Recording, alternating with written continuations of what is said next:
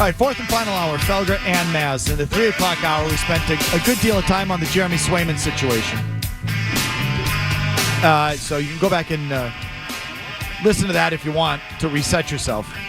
But basically, he's still not signed, and people have been wondering why. Well, according to multiple reports, turns out he's asking for $10 million a year, which would make him the third highest paid goalie in the league.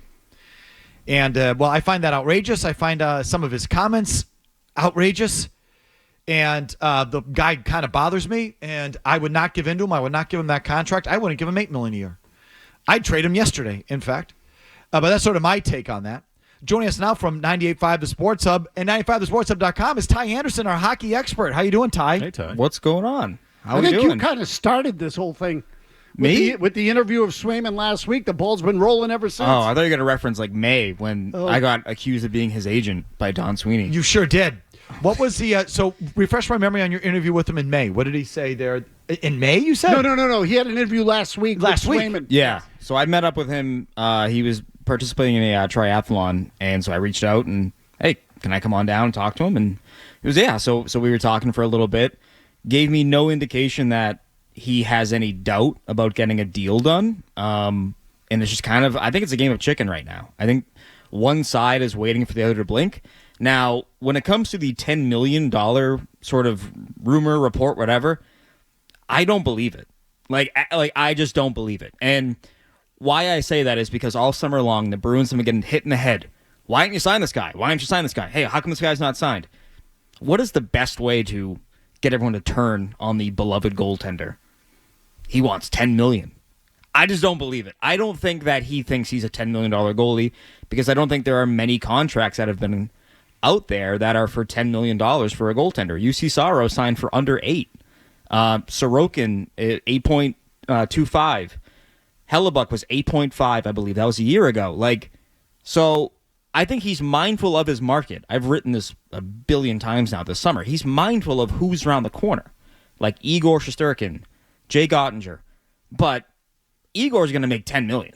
I don't know if anyone's going to make more than what Igor's going to make. I think he's the best goalie in hockey, other than Vasilevsky. So I don't take that report or that rumor, in all respect to Rich Keefe, I don't take that as gospel. I just don't. I think it's closer to $9 million than 10. Well, I'll tell you, his comment on this podcast, and it's, again, I want to give it proper credit. What's the name of the podcast again, Jimmy, before we play the cut? Shut Up, Mark. Shut Up, Mark podcast. Mark Lewis, I believe, right? That's his name? Okay, so here's Jeremy Swayman with Mark Lewis and the Shut Up Mark podcast. This sounded to me like a guy who is asking for $10 million. Go ahead. You're in a big point in your career with a big contract negotiation going on right now. No one else really knows what this is like. Your first, presumably, longer contract. What is that like from an athlete's perspective? If you were to ask me that same question a year ago, I would answer it truthfully, and I would say it's scary. It's a lot of resentment towards people that want you to succeed, and when you're not getting compensated for your endless efforts and doing what you do best, it's a nerve-wracking feeling because it's your family you're fighting for. And the answer I'm going to give you this year is that I've educated myself and that I understand the business side of it all. And it's given me a complete new mindset of understanding the business and how to react to it. I understand the cap is going up and where it will be in years. I understand my comparables and how I can't ruin the goalie market for other guys that are going to be in my shoes down the line. It's nothing I didn't even think of that. I went to the School of Business for the University of Maine, so I love the business side of it all.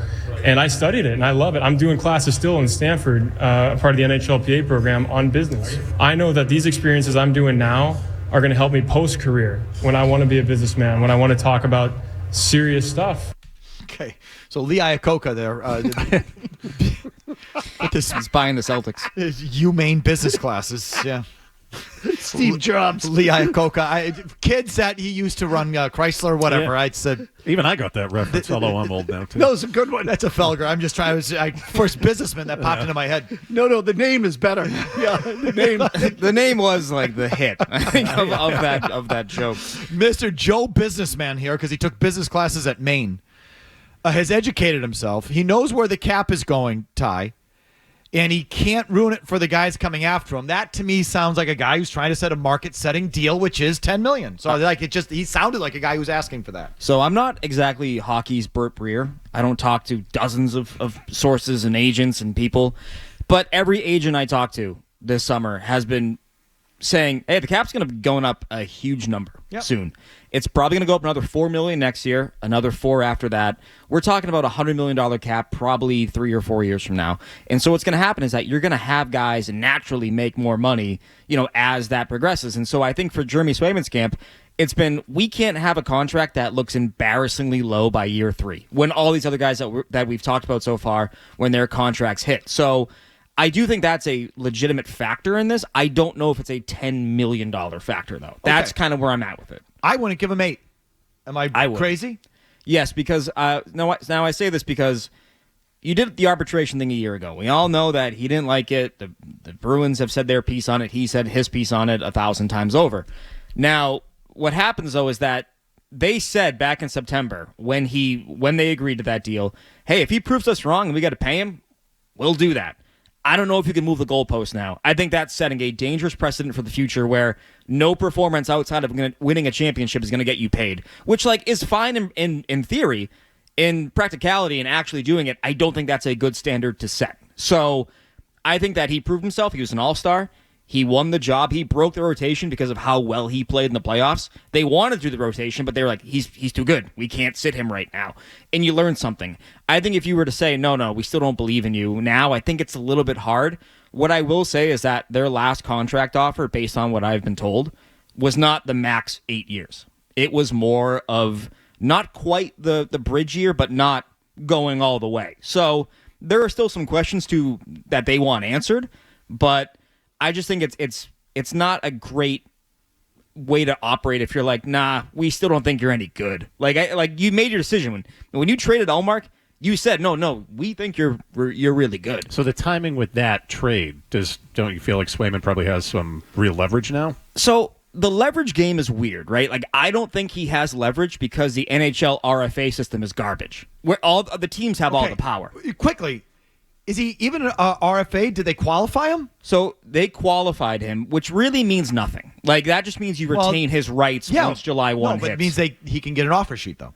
Well, yes, but they don't really happen. Like, they happen with, guys who don't make big money. Right, I understand. So, let's say this. The Bruins are going to match any offer sheet that comes Jeremy Swayman's way, unless it's about $9.5 million or higher.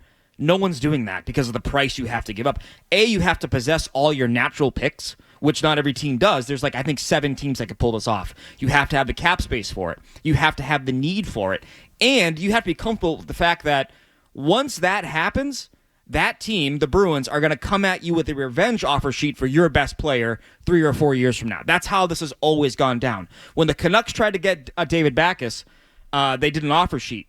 And then the Blues did an offer sheet to Ryan Kessler. They said, you're going to do that? We're going to do that. It's always been a revenge-based operation. I got it. And so it's just unlikely. And so I don't think it's going to happen that way. You saw it in St. Louis with 2 of the Oilers defensemen, but they were 2 guys that were role players. And it's yeah, whatever, take them. We'll take the picks. We don't care.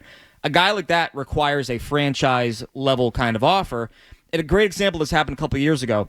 The Canadiens offered Sebastian Aho in Carolina, who was going through a muddy negotiation with the Hurricanes, an offer sheet that was $8.25 a year or something like that. And the Hurricanes oh, thank you for doing this for us. We'll match it. We're going to keep the guy. So it would have to be a Godfather offer. Mm-hmm. And to your point, teams don't necessarily believe in elite goaltending or they're not spending as they were, outside of a few examples here. I don't see somebody doing that. So he has no leverage in that regard.